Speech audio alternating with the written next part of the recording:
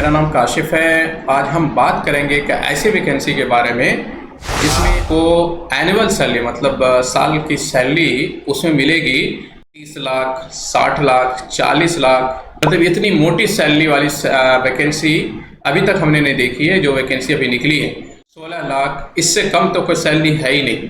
अगर आप भरना चाहते हैं, अगर आपकी क्वालिफिकेशन मैच करती है तो आप इस वीडियो को ज़रूर पूरा देखें और उसमें पूरी जानकारी हमने दिया है कि आपको किस तरह से फॉर्म भरना है, आपकी क्वालिफिकेशन क्या चाहिए, इसमें क्या पैसा लगेगा और इसकी जो मिनिमम के एज क्राइटेरिया है वो क्या है। आप बने रहे हमारे वीडियो के साथ। जैसा कि आपको बताएं कि SBI state bank of India ने ये जो वैकेंसी निकाली है और इस पोस्ट का नाम है SCO। SCO का मतलब होता है स्पेशलिस्ट कैडरे ऑफिसर। ये 2024 की वैकेंसीज है और कल से ये ऑनलाइन आवेदन शुरू हो चुका है और 8 तारीख यहाँ दिया हुआ है कि 8 अगस्त लास्ट डेट। तो 8 तारीख का इसका लास्ट डेट है और इसकी जो फीस है वो जनरल OBC के लिए और EWS के लिए 750 है। 750 रुपये लगेगा ऑनलाइन फॉर्म भरने में। और SC ST कैटेगरी में जो लोग हैं उसको 1 रुपया भी नहीं लगेगा इसको भरने। क्वालिफिकेशन क्या है नहीं है, पूरी ऑफिशियल नोटिफिकेशन पे हम जाते हैं और आपको दिखाते हैं और आपको बताते हैं कि क्या क्वालिफिकेशन चाहिए।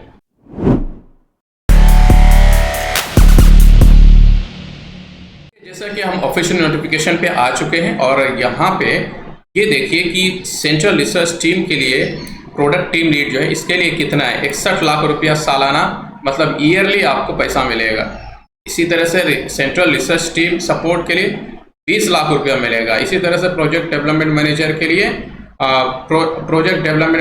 लिए जो टेक्नोलॉजी बेस्ड होगा वो 30 लाख रुपया उसको मिलेगा। प्रोजेक्ट डेवलपमेंट मैनेजर बिजनेस के लिए 30 लाख रुपया, relationship manager 30, VP wealth 45 lakh, relationship manager 52 lakh, regional head 66 lakh रुपया और इन्वेस्टमेंट स्पेशलिस्ट के लिए 44 लाख, इन्वेस्टमेंट ऑफिसर के लिए 26 लाख रुपया सालाना जो है वो आपको सैलरी दी जाएगी। इतनी मोटी रकम।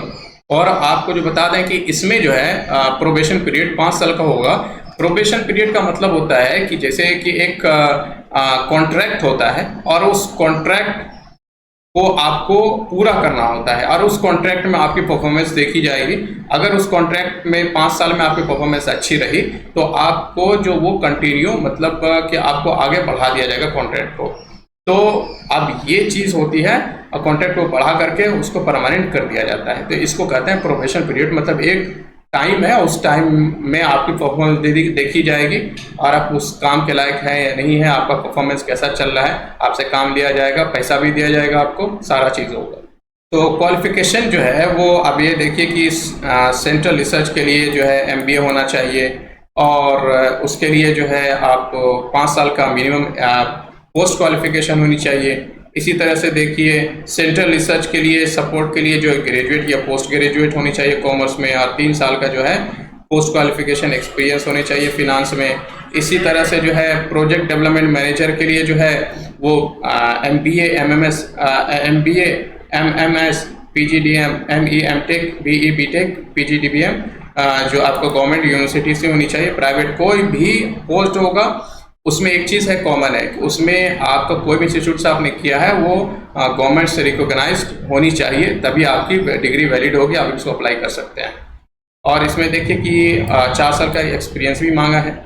इसी तरह से इसी प्रोजेक्ट डेवलपमेंट मैनेजर के लिए जो है MBA PGDBM from government recognize university या इंस्टीट्यूशन, वही चीज़ बताई गई है। और इसके लिए 5 साल का जो बैंकिंग सेक्टर में एक्सपीरियंस होनी चाहिए।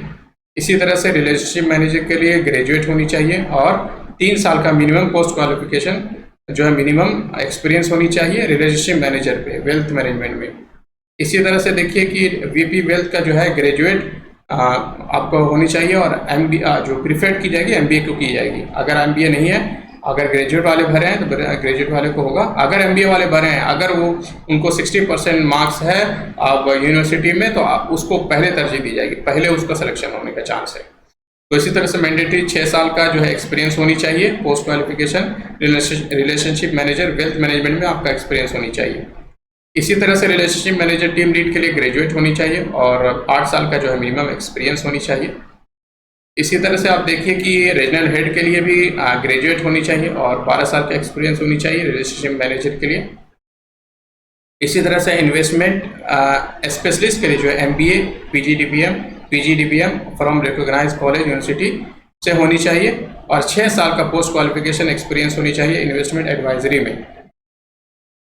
इसी तरह से आप देखिए इन्वेस्टमेंट ऑफिसर के लिए भी MBA मांगा गया है और ये क्वालिफिकेशन और साथ में जो है मिनिमम 4 साल का एक्सपीरियंस होनी चाहिए जो कि आपका वेल्थ मैनेजमेंट में हो। तो मैंने आपको पूरी जानकारी दे दिया है कि क्वालिफिकेशन क्या होनी चाहिए और एज क्या होनी चाहिए इसके लिए। और एज के बारे में आपको बता दूं, एज जो है सेंट्रल रिसर्च के लिए जो कि मिनिमम देखिए 30 और 45 मैक्सिमम, सेंट्रल रिसर्च के लिए जो है वो सपोर्ट के लिए 25 से 35 मैक्सिमम 35 साल होनी चाहिए। प्रोजेक्ट डेवलपमेंट मैनेजर के लिए जो है ना मिनिमम 25 और मैक्सिमम 40 साल होनी चाहिए। प्रोजेक्ट डेवलपमेंट मैनेजर के लिए 30 साल मिनिमम 40 साल मैक्सिमम एज होनी चाहिए। रिलेशनशिप मैनेजर के लिए 23 साल मिनिमम और 35 साल मैक्सिमम होनी चाहिए। तो ये पूरा डिटेल हम आप पढ़ लेंगे, आपको मैं ये नोटिफिकेशन जो है ना आपके डिस्क्रिप्शन लिंक में दे देंगे। पूरी आप पढ़ करके एज क्या है नहीं है सारी चीज़ें पढ़ करके आप फॉर्म भरेंगे। फॉर्म कैसे भरेंगे आइए चलते हैं। तो हम आपको बता दें कि जैसे फॉर्म के होम पेज पे आ गए हैं जो कि आपको लिंक डिस्क्रिप्शन में मिल जाएगा और वहाँ से क्लिक करके आप यहाँ पे आ जाएंगे। यहाँ पे आने के बाद देखिए यहाँ पे अपना नाम डालेंगे, यहाँ पे कंफर्म नाम डालेंगे आप। मिडिल नेम होगा तो मिडिल नेम, यहाँ पे confirm middle name. Last name होगा तो लास्ट नेम, यहाँ पे कंफर्म लास्ट नेम। इसी तरह से यहाँ पे पूरा फुल नेम शो कर जाएगा आपका। उसके बाद मदर्स नेम डालिएगा यहाँ पे, उसके बाद मोबाइल नंबर डालिएगा, उसके बाद कंफर्म मोबाइल नंबर, उसके बाद email ID, confirm email ID. उसके बाद देखिए ये सिक्योरिटी कोड है यहाँ पे एकदम एज इट इज वैसे ही डालिएगा यहाँ पे और उसके बाद रजिस्टर कर दीजिएगा। जैसे रजिस्टर कीजिएगा उसके बाद डिटेल का जो ऑप्शन आएगा वहाँ पे आपका एड्रेस, आपका विलेज, आपका पूरा डिटेल मांगेगा वो आप डाल दीजिएगा, नेक्स्ट कीजिएगा।